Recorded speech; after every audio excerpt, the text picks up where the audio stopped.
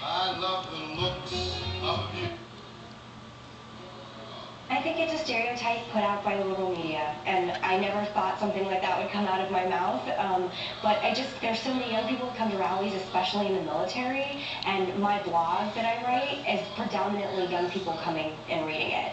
So I just know the kind of traffic my blog gets, so to say that young people are interested in my father at all, or... So you think we could have a surprising surge in young voters for your dad that's not